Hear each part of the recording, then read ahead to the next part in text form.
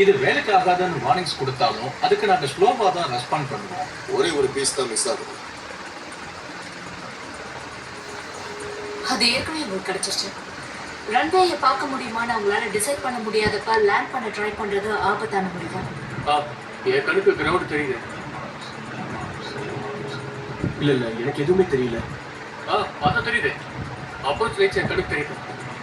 அது விமானிகள் உடனடியாக வருத்தப்பட்ட ஒரு முடிவு. Flaps 35. No. Beta. Freeze.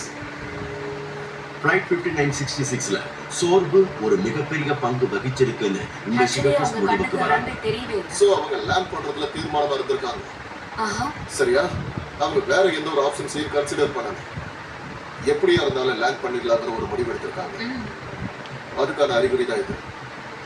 விபத்துகள் நடக்காம தடுக்கிறதுக்கு ஒரு இண்டஸ்ட்ரியா நம்ம கையாளக்கூடிய மிகப்பெரிய மனித செயல்திறன் சோர்வுன்னு நான் தனிப்பட்ட முறையில நினைக்கிறேன்.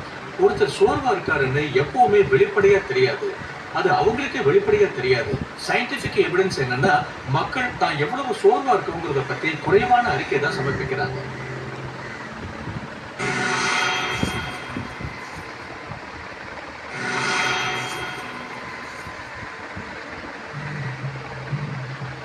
இப்ப விமான விபத்துக்கு முன்னாடி அவங்க எவ்வளவு வொர்க் பண்ணிருக்காங்க?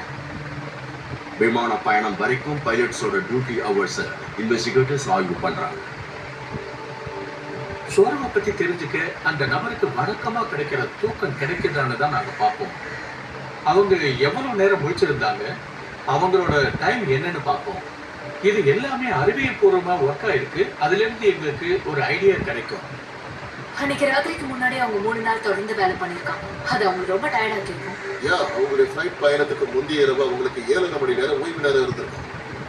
அன்னைக்கு அவங்க 1 மணி நேரத்துக்கு 6 விமான பயணங்களை மேற்கொண்டிருக்காங்க. காலையில 5:45 தொடங்கி 14 மணி நேரம் அவங்க டியூட்டியில இருந்திருக்காங்க. விமான விபத்துக்கு முன்னாடி Flight 5966 crew ஒரு நாள் முழுக்க ஒர்க் பண்ணி இருக்காங்கிறத டீம் கண்டுபிடிக்கிறாங்க. விபத்து நடந்த அன்னைக்கு அவங்க பிஸியா இருந்திருக்காங்க.